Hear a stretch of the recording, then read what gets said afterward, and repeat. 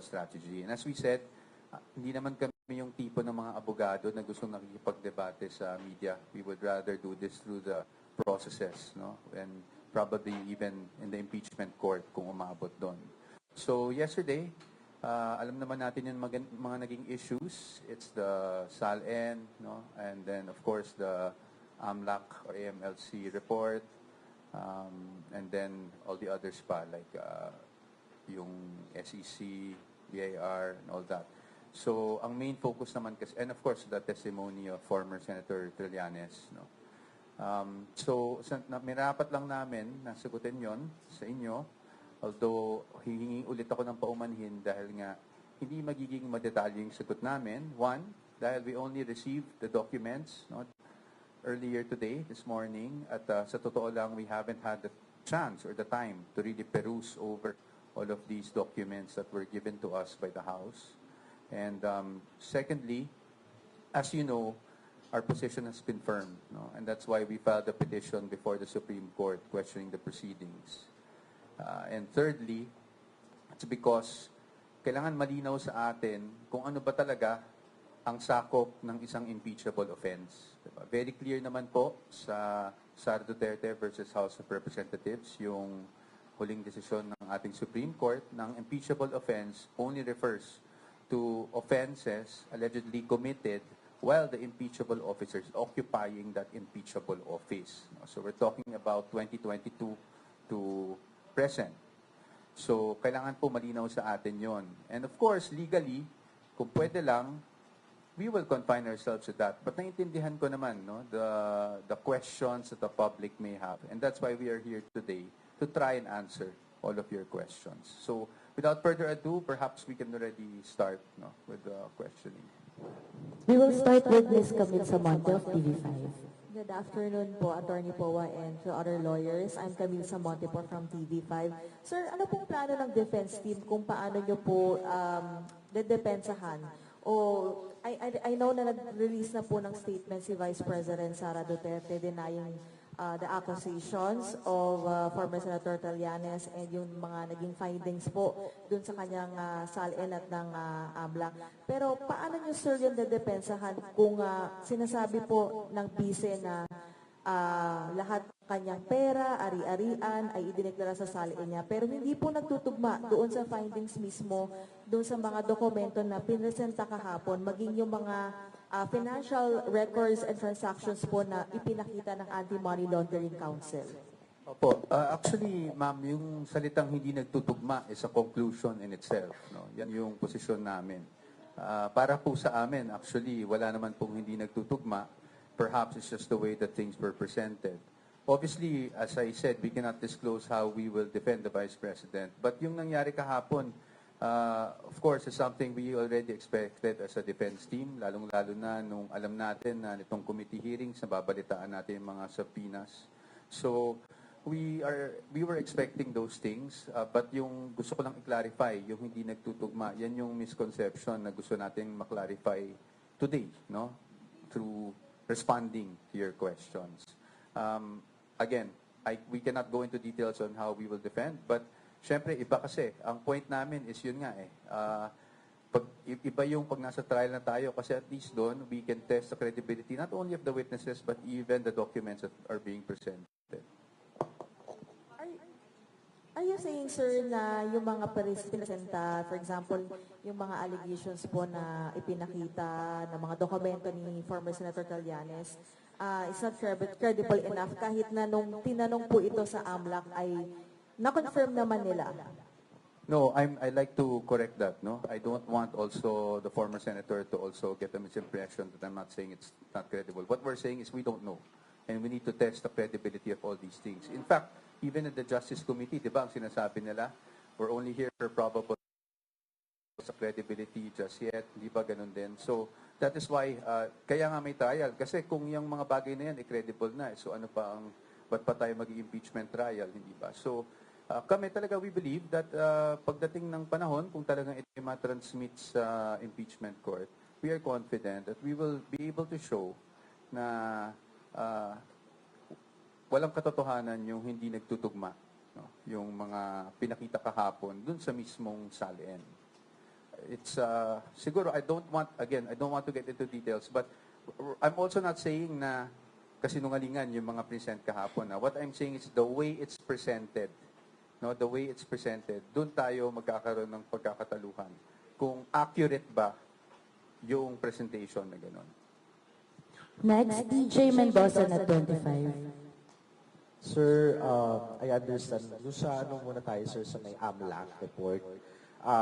Yung kahapon, namili, randomly pick ng 18 transactions, if I'm not mistaken. Then, parang tila sabi ng iba ay vindicated na si Senator Trillanes with those mga sinasabi niya ng unang pahayag before. Ano yung komento ng Vice President regarding dun sa mga naging pahayag nitong si Senator Trillanes and dun sa lumalabas sa AMLAC report? Well, sa amin naman, we don't really want to comment on the vindicated or anything like that. Kasi ang posisyon talaga namin, vindication will come once it's all presented in the impeachment court and we're able to cross-examine all the witnesses and to test the evidence. No? Pagdating sa AMLAC, as I've said, it's a matter of presentation kasi. No? And I think marami na rin lumalabas na post. So, siguro, dadaanan ko na kahit papaano without going into the details. I think nakikita naman natin sa mga posts na the way the AMLAC numbers are presented, aggregate kasi yan. Ibig sabihin, lahat ng withdrawals mo, lahat ng deposits mo, pagdating sa inflow and outflow, pinagsama-sama. So, simplihan ko lang. Meron akong 1,000 pesos. Dineposit ko. Withdraw ko. Diba? Ang lalabas sa total transactions mo, 2,000 na. Pero actually, ang nasa bangko mo, 0 na. Diba? So, ganun kasimple, no? Now, and so, kaya sinasabi namin na, again, hindi ko sinasabing maling AMLAC. I want to show due respect naman to AMLAC. But the way that AMLAC data is normally presented is that it is an aggregate of all transactions. Siguro balikan natin yung 2017, di ba nagkaroon ng issue na dyan noon. At in fact, AMLAC issued an official statement saying na hindi accurate yung accounts in terms of account balances or what is actually inside the bank account of a person. Kasi aggregate yung ginagawang number. So lahat ng inflows dyan, lahat ng outflows dyan, ina-add up lang. Kaya may tendency talaga na maging bloated, no, yung figures. Kahapon rin may napag-usapan na edi inet na lang natin, diba? Inflows minus outflows or outflows minus inflows net. So yun pa rin yun. Nakikita ko yung point nun, no? And with due respect dun sa mga nag-raise, so nakikita ko yung point.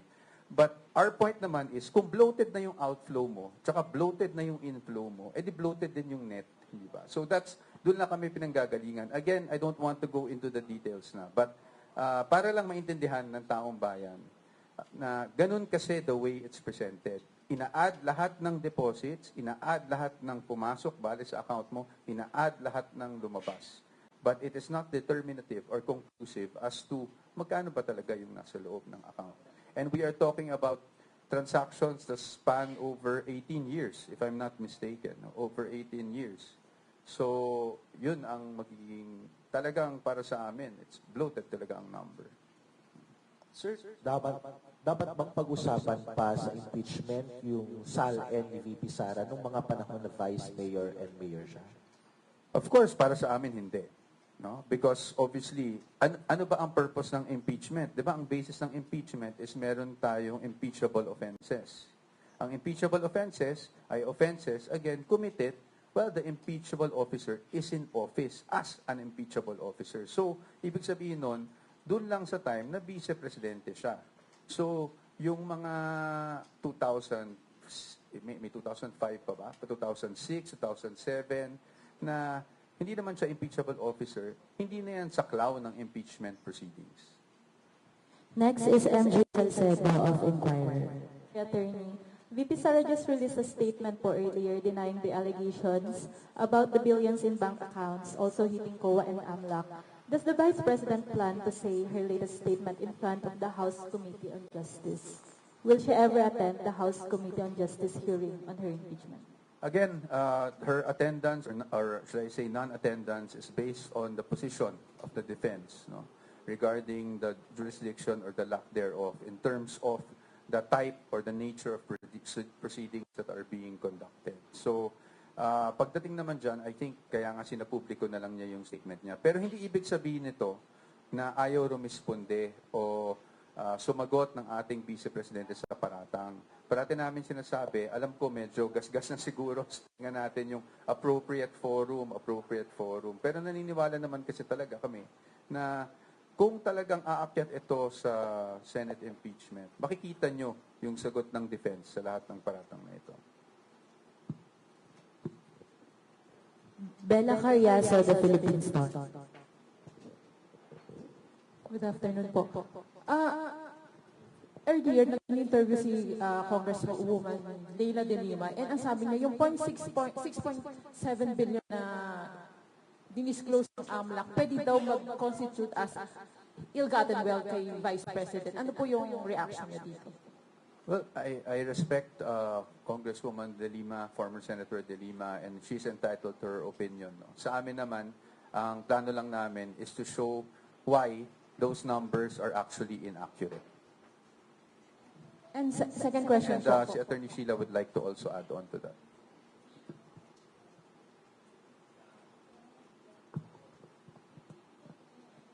Just in addition to what Mike had already said, I think what's important for us to understand at this point is that a mere presentation of supposed evidence before a committee that is not authorized to conduct trial does not really amount to proof.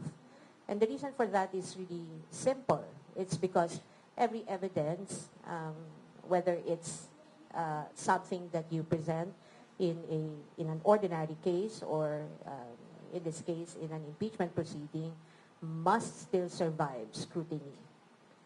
And when does that happen? When does scrutiny happen? It happens only in a proper trial before a tribunal or a body that has jurisdiction to conduct trial. And that is something that the defense has been very clear from the very start. The reason why we had already stated that we will not be able to participate in a proceeding that we think is unconstitutional and goes beyond the powers that have clearly been identified by the Constitution to belong not in the House of Representatives or any of its committees, but in the Senate alone. Second question po. Sabi kanina din ni Congresswoman Luistro, April 29, ang papatawag nila yung NBI chief si Matibag. And then nasabi niya, yun na lang ang last hearing para magbotohan para dun sa impeachment ni VP. So, ine-expect niyo po ba na aakyat na ito sa Senate at may numbers ang mga nagsusulong dito? And considering po na wala pong TRO kayo na nakuha sa Supreme Court. Thank you. Opo, medyo marami po yung tanong, no? But first and foremost, I don't want to preempt the vote of the Committee on Justice pagdating sa finding of probable cause na gagawin nilang botohan. Secondly, I also don't want to preempt the House itself. Diba? Bigyan naman natin ng respeto yung House. Tingnan na lang natin. Pero ang defense team, ready kami sa kung ano man mangyari. Like we've been saying, no, last year, we have been preparing for trial na dahil kahit nag-file tayo ng petition sa Supreme Court, hindi din naman natin alam kung ano yung magiging desisyon nun. So we were preparing. And until today, we are still preparing. So ano na lang po tayo, no? I don't want to preempt, I don't want to speculate kung may boto man o walang House. I think it's best directed to the House members themselves. Pero kami, we're just ready for any eventuality. Next is Red Mendoza from Manila Times. Hi po. Good afternoon po, attorneys.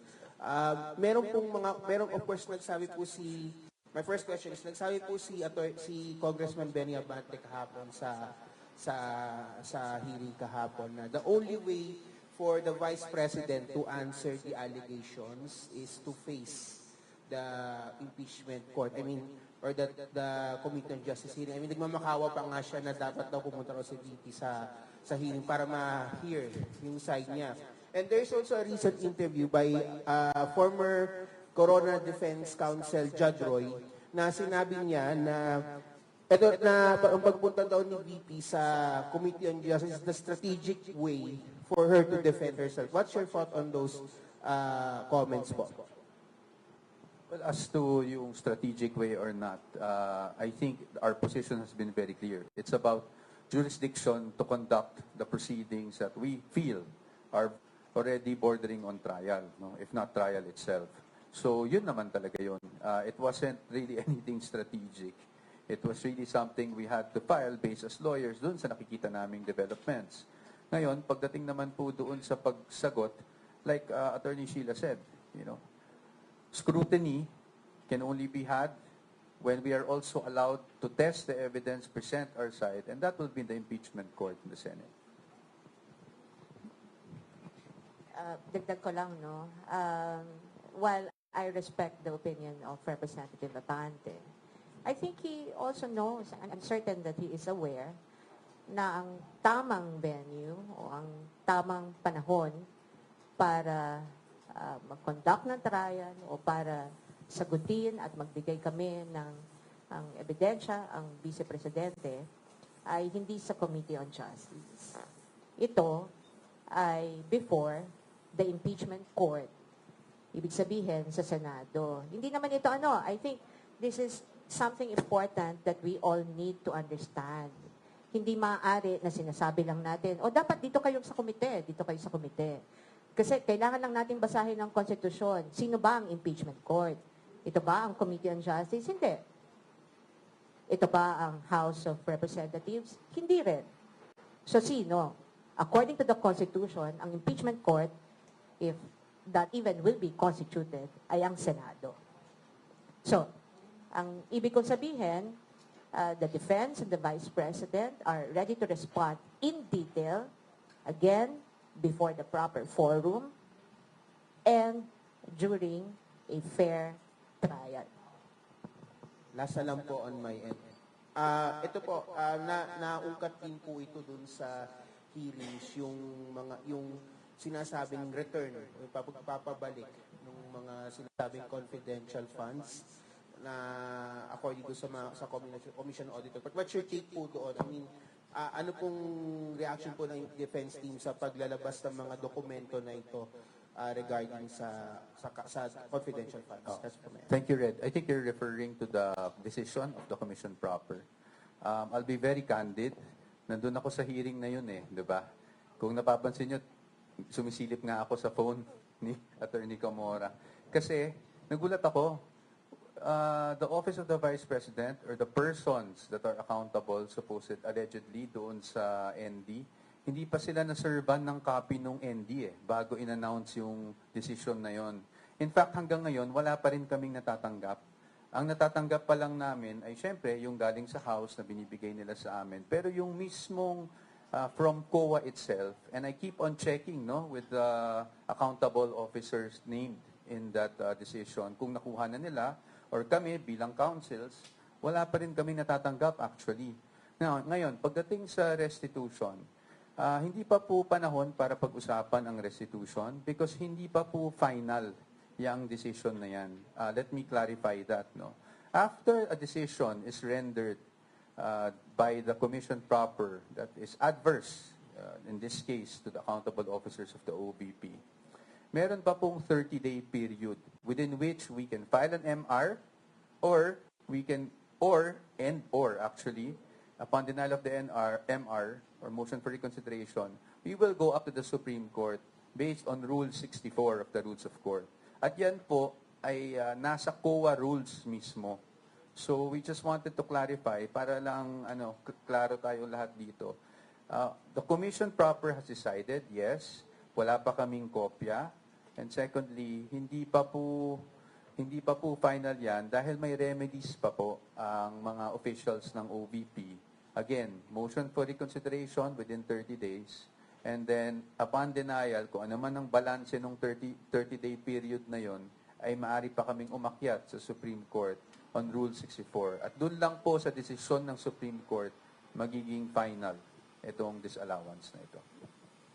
Ms. Marisol Abdurrahman of GMA News. Without necessarily going into details, like how would you explain yung actually medyo nakakagulat?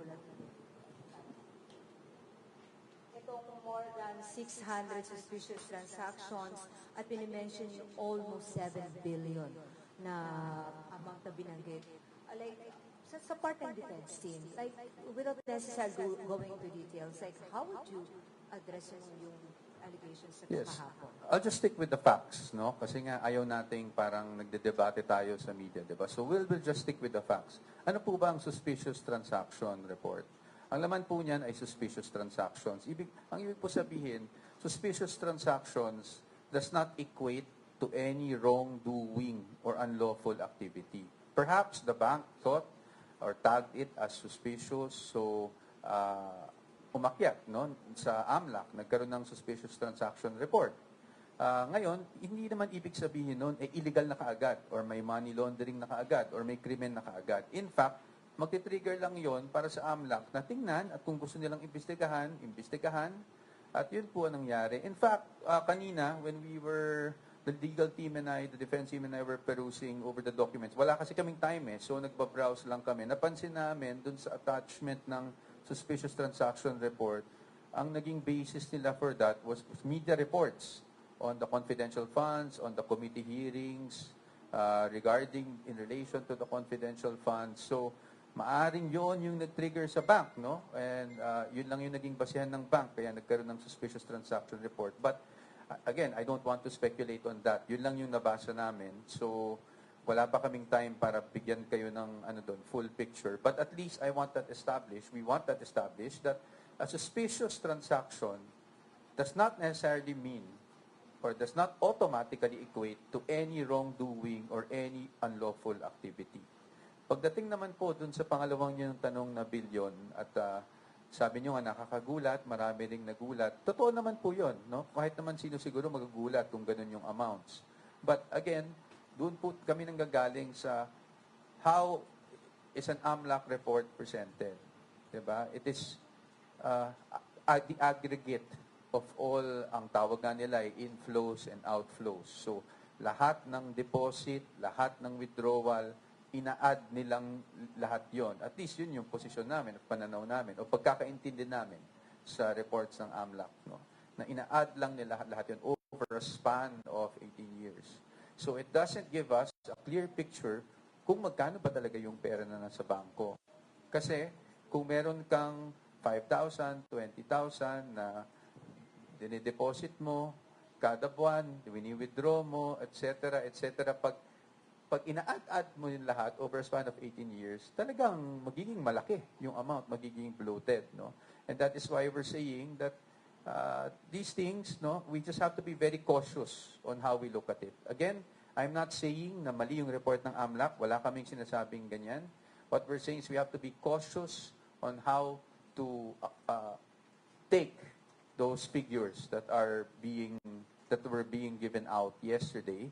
And as you know, the Vice President in her statement already denied, all these things na may ganun siyang kalaking pera na pumasok sa kanyang bangko at any point in time. Okay. Sir, taking kahapon may mga congressmen na nag-raise ng concern na the committee might be violating laws. Pero as the defense team of the Vice President, you think rise of the DP were violated? If so, ano ang specifically?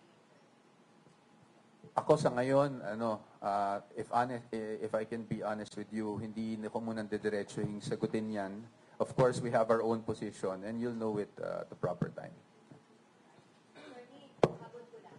Nasa kanila po yung box ng BIR. Any legal move? Kasi we understand parang sa bubata from BIR to withdraw but the committee refused to do it. So, anong plano po ng defense team kasi they are still in possession of that box? Well, I think it was clear from the BIR's position itself, no? The commissioner during the transmittal even mentioned the confidentiality of all these returns, specifically I think Section 270, if I'm not mistaken, of the tax code, no? So nilatag na naman niya yon, no? And in fact, dun sa transmittal, when we saw it, nakasulat doon, it can be given as long as it's in executive session and by request by Congress and in aid of legislation, which this is not, no? Hindi to in aid of legislation. So Kami naman, we'll just monitor the developments and syempre bilang abogado, kung makikita namin na violate yung rights ng aming kliyente, we will have to do everything to protect, the rights of the Vice President. Attorney Sheila, you wanted to add, no?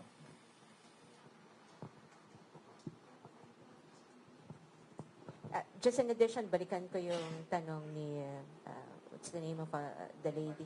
Ni Miss Marisol, with respect dun sa sinabi niya na kagulat-gulat daw, marahil, no, kamangha-mangha na bilang ng salapi na sinabi o binanggit kahapon sa Committee on Justice.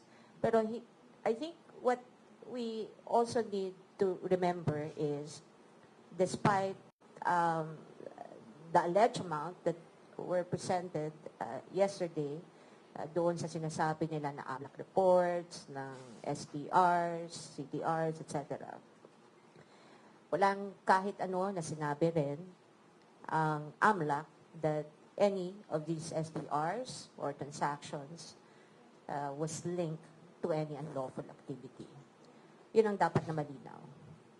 And I think yun ang dapat din nating maging gabay, no?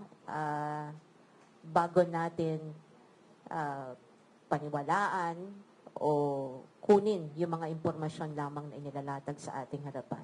All I'm saying is, before we draw any conclusions, again, we should look at the fundamental issue. Kailan ba ang tamang panahon para matest itong mga sinasabi nilang ebidensya? At saan? Tamang panahon, during trial, before the impeachment court. And the defense team is ready to respond in detail when that happens. Next is Ms. Victoria Tulad, ABS-CBN. Good afternoon po. Kahapon po lumabas din sa hearing na di umano nakatanggap ng pera si VP Sara and her relatives from a certain Samuel Uy na allegedly ay isa pong drug lord. Comment ko lang po dito. And does she know Samuel Uy?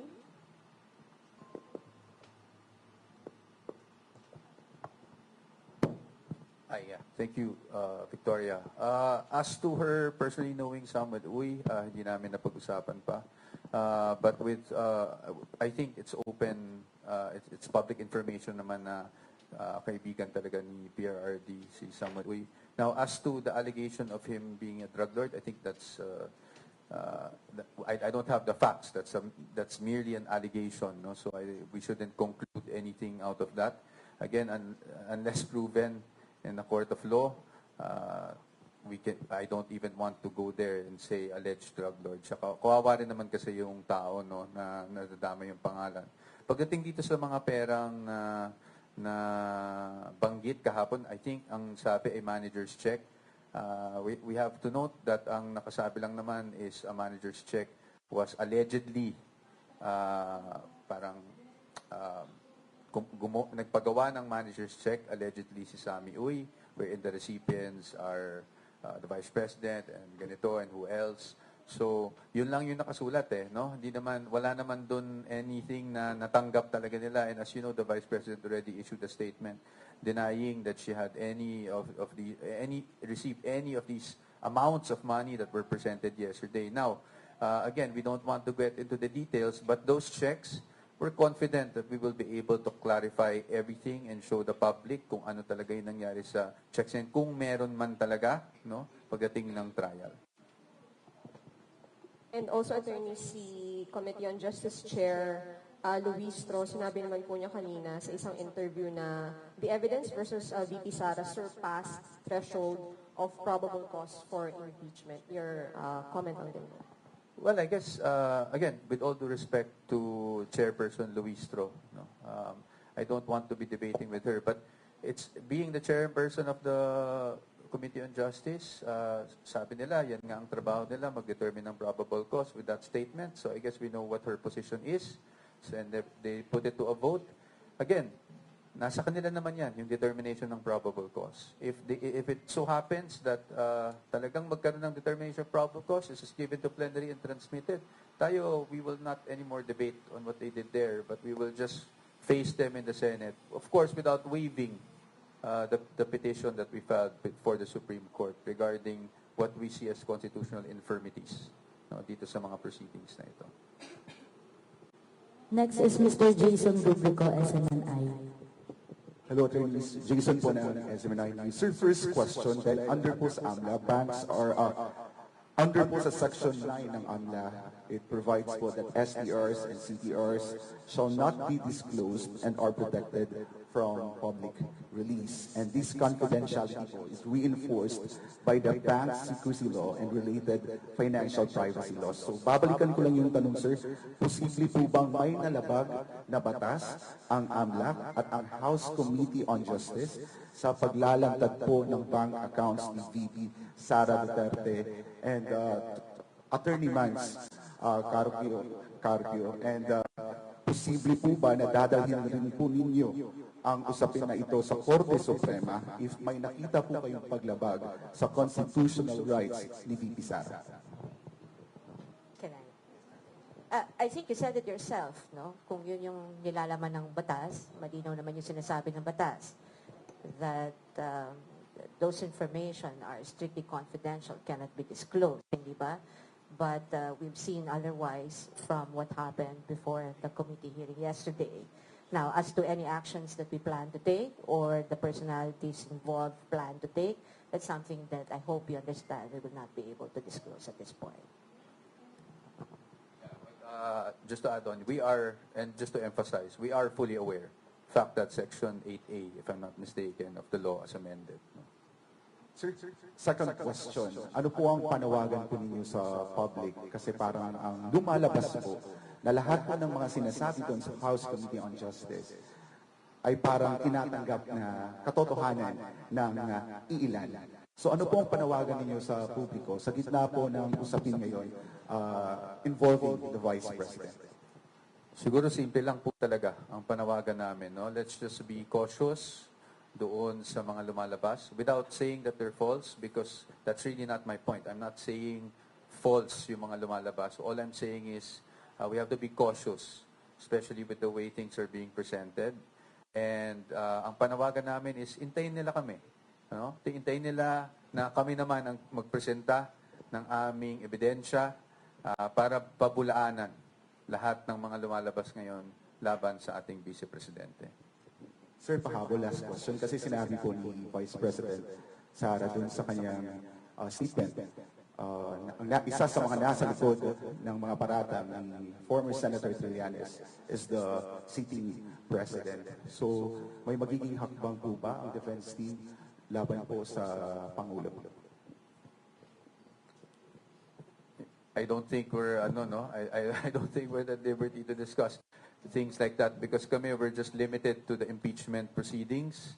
So sa atin di kami magkokomento anything outside, especially of course if it relates to the president. Wala po kaming kinalaman diyan. Kami po ay dito lang po kami sa impeachment nakafocus. Ms. Nympha Ravelo, DZWB. Good afternoon po, attorneys. Question ko po una, sasagutin nyo ba o hindi na talaga sasagutin o i-refute yung pong mga lumabas na allegations sa House? Sasagutin po sa impeachment court. Doon po natin sasagutin lahat yon. Doon po naman ang tamang forum kung saan namin masasagot lahat ng yon.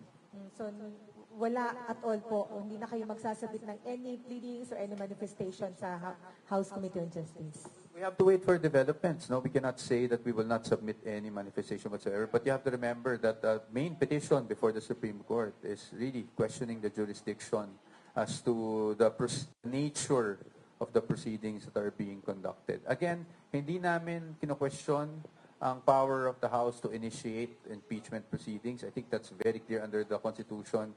We don't want to even try to blur that line. I mean, admittedly, they have the sole power to initiate. Ang kino-question lang po namin ay jurisdiction in terms of conducting this type of committee hearings. And then, di ba isa doon sa reason po ng inyong pagdurog sa Supreme Court yung sinasabi na mini trial na yung nangyayari?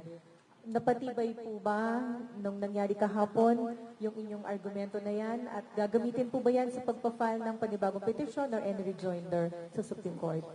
Well, una, we cannot file a new petition anymore, no? Kasi may pending na tayong petition. But if you're asking us if what we've seen so far from the committee hearings actually support what we had stated in that petition, I think we're not naive, hindi ba?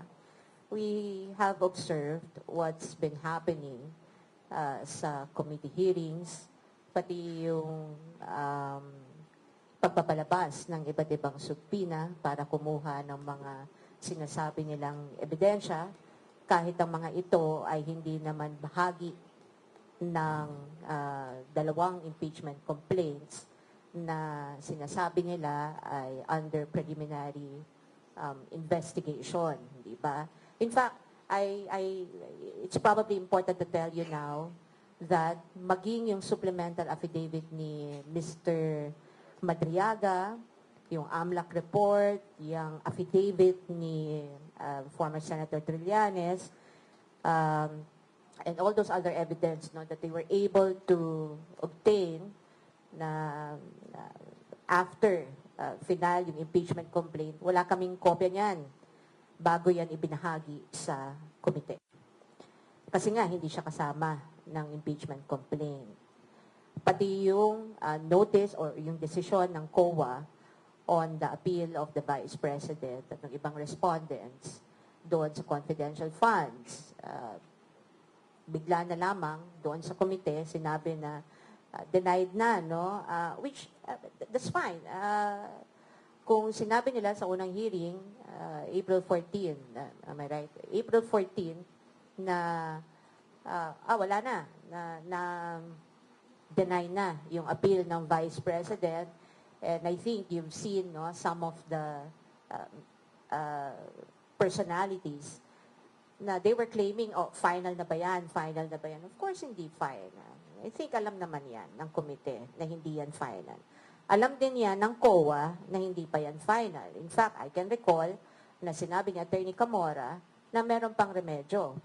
There's still a legal step that can be done by the respondents in that appeal to elevate it to the Supreme Court or to question the decision of the COA.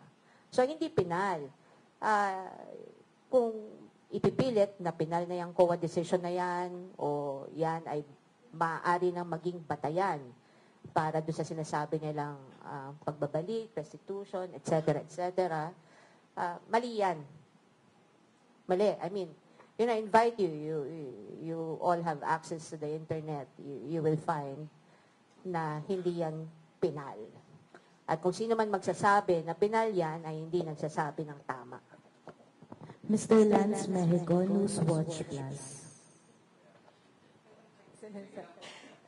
Salamat po. Natanong na rin ako kanina pero para lang po ma-clarify, pasensya na. Sa tingin niyo ba na na-violate ang mga karapatan ng Vice President dun sa pag-release ng mga information ng AMLAC at ng documents ng BIR kahit na hindi nabuksan yung sa BIR documents, and what do you intend to do about it? Same answer po. We are aware of provisions of law that provide for the confidentiality of such documents. As to what we're going to do about it, as I said, we're not at liberty to disclose the legal steps that we will be taking regarding these matters. Mr. Lance Mexico, Newswatch. Good afternoon, sir. So, kanina po you've also explained kahit hindi masyadong detalyado na dun sa 6.7, it's probably aggregated, etc. Perhaps, sir, without going into detail lang din, what's the simple explanation dun po sa wala daw cash on bank and in hand si VP Sara from 2019 to 2024, and yung 3 years dun at least ay sakop nung kaniyang termino bilang Vice President? Opo. Thank you for that question, Sir Lance. No, I guess the simple explanation in consultation with, of course, the client, because is she disclosed. She disclosed. No, I can understand na the confusion kasi accurate naman sinasabi, walang line item ng cash in bank. Accurate naman yun. No? But what I'm saying is she disclosed because it was all lumped under yung others. No? Kasi sa personal items, kung makita nyo dun sa SALN, nakasulat dun vehicles, or others, ganyan. So, yung cash in bank, kasama siya dun sa others. So, she disclosed, no, yung walang sinasabi doon na wala siyang cash in bank. Nakalump lang siya sa others. Okay. Thank you, sir. But I just wanted to clarify kasi baka sabihin parang sinasabi naming mali o sinungaling yung mga House members yesterday. Hindi naman po. Kasi ang sinasabi naman nila is walang line item ng cash in bank. So now we're just clarifying upon consultation with our client na she disclosed all of those actually. It was just lumped under others or I think various, one of those things. Alright, thank you po for the explanation. Yung isa ko naman pong tanong, you've mentioned, sir, no, na, and si ma'am, sabi niyo hintayin na lang yung publiko na dun sa detailed answer kapag dumating tayo sa trial. But sir, siguro, just in the scenario na walang probable cause or there's no trial na mangyayari sa Senate, even though may mga nagsasabi na ng mambabatas na may probable cause to move the impeachment proceedings or move the impeachment case, can the public still expect a detailed answer on these allegations and these financial records kahit po walang trial? Wala pa kasi tayo doon, so napakahirap sumagot. But this is partly also why we're here, di ba? Because we all realize this is both a political and legal exercise, di ba? It's a sui generis matter. Kaya nga, kahit kami, sa totoo lang, ayaw namin nagpapa-interview. In fact, ako, try talaga ako although kailangan, nagtatry akong umiwas sa inyo. Alam niyo yon kasi minsan nakikiusap ako sa inyo na hindi mo na magpapa-interview because kami, we're more focused on the legal. Ayaw namin nung public debate. No? But in any case, we do understand that along with the legal, this is also a political matter. And that's why as much as I can, and the defense team can, we try to, oblige certain interview requests para lang ma-explain sa public generally. Para lang hindi magkaroon kaagad ng misconception dun sa mga nangyari. But we're too far from that. Tingnan muna natin kung anong magiging desisyon ng ating House of Representatives ukol dyan. At kung magkaroon man ng, you never know, sabi nga ng Senate, they will start the trial forthwith kaagad pag umabot sa kanila itong articles of impeachment. So pinaghahandaan talaga ng defense team yan sa ngayon. Lastly, Mr. Chad Gatchalian of Billionaire News Channel. Good afternoon po, attorneys. May one more hearing pa sa April 29. Ang topic daw na pag-uusapan is i-scrutinize yung alleged evidences, threats umano ni VP, kay PBBM, kay First Lady and former House Speaker Romualdez. Ano po yung expectations ninyo dun sa hearing na gaganapin? And so far, kahit wala pa yung presentation of evidences, ano ba yung overall stance ng defense team with that issue? Well, actually, the issue of grave threat is pending litigation. It's nasa DOJ yan, no? So we have already submitted our defenses there. Pagdating naman sa expectation namin sa hearing, honestly, mas maganda siguro itanong na lang sa members ng Justice Committee kasi wala talaga kaming alam kung ano yung mangyayari that day. Kami lang, handa lang, meron na kaming posisyon on the grave threat issue at obviously we cannot disclose that as of the moment, but you will see our position if ever this goes up to the Senate. I think malinaw naman na sa amin na kaya naming depensahan ng Vice Presidente ukol dyan sa nangyari yan. Siguro, if ever man napapaakyat ito sa Senate, gano'n confident yung defense team na mananalo kayo for VP Sara and bakit? Well, the defense team is not here to lose, hindi ba? So, binuo kami, we only have one target. It's not just to win, but actually to show the general public and the people of the Philippines na walang katiwalian, na walang katotohanan sa mga ikangay katiwalian na binabato sa ating Vice Presidente. And when we talk about vindication, last year, diba, tinatanong kami, do you feel vindicated with the Supreme Court decision? Kami mismo nag-admit na hindi kasi wala pa tayo sa merits. So maybe only that time will the Vice President feel vindicated, no?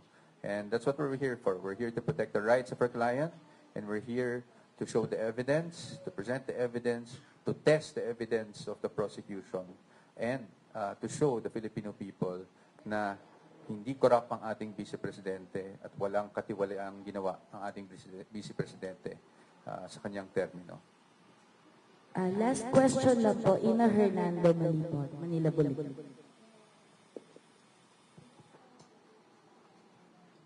Hi, Ina. I haven't seen you for so long. Hello. Hello, sir. Hello, everyone. Just one question lang po. No? How is your client, the Vice President, amidst all this? You mentioned kanina that you've discussed things with her. So, kumusta naman po siya amidst all this? Business as usual, ang ating Vice Presidente. I really admire her strength, no, throughout all this. It's been happening since, I think, 2023 na parati siyang may atake. So, and I've seen it up close when I was with her. So, kilala niyo naman ang Vice Presidente natin. She's just business as usual. She's going about her business, dito sa OVP. Sinisigurado lang niya na tuloy-tuloy ang mga proyekto ng OVP. At pagdating naman dito sa mga problemang legal, nandito naman ang defense team niya na binuo niya maaga pa para sigurado na siya na madedepensahan siya ng tama, no, kung sakali mang umabot tayo sa impeachment trial. We thank our colleague from the media. Before we end, we invite the defense team to share any closing message. Siguro, hindi na po kami mag-closing message. Isang malaking pasasalamat na lang po sa inyong lahat. At isang paumanhin, because in the next few days, I will really not give too many interviews. Pili lang po talaga, not because of favoritism or anything like that, but because, as you know, again, we do not want to litigate this case in the media. We want to follow process. At pagdating sa media, it's really clarifications that we give. We respect yung pananaw both ng mga supporters natin and even those who are against us. So we don't want to engage in any debate with them. Clarification lang din po yung gagawin ko sa media in the next few days. At anytime naman po na sa tingin namin kailangan talagang may ma-clarify na malaking bagay, we will always be here to give you a press con.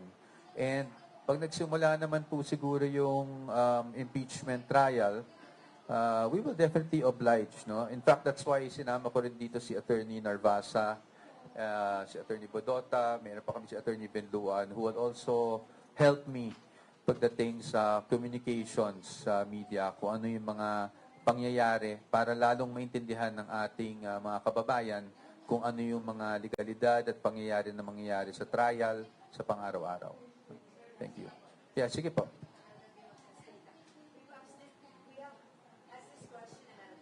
And we're asking this again, attorney. So, may isa pang hearing. So, are you saying na wala na talaga kaming aasahan na any attendance from the VP nor anyone from the defense team dahil talagang doon lang kayo sa impeachment court sasagot? Yes, because that has always been our position. And we have to be and I think the members of the House also understand that is our position. We filed a petition before the Supreme Court and we have to maintain and be consistent with that position. I had to ask kasi that the chairman kahapon made an emphasis again na for the second time, ang empty chair lang ang aming kaharap. So, she's still maybe somehow hoping still that, one day, anybody from the team or no less than the VP would appear at the at the Opo, sa amin, that's our position. From the members of the team, again, it's the same Kung pumunta kami doon, it will be inconsistent with our position. And even if it wasn't, wala din naman kaming magagawa doon because, again, our role is only to assist. We are the client, no? Or the respondent in this case. We are not even allowed to cross-examine, which is okay because, again, what we're saying is, if it does go to trial, let's wait for the trial. Hintayin na lang kami mag-cross-examine so we can unmask, all these witnesses against the Vice President and show you kung ano ba talaga ang nangyari dito sa mga aligasyon na ito. This concludes our press conference. On behalf of the impeachment defense team, we thank you for your time and your cooperation. Good afternoon. Thank you very much. Maraming salamat po sa inyong lahat. Gandang hapon.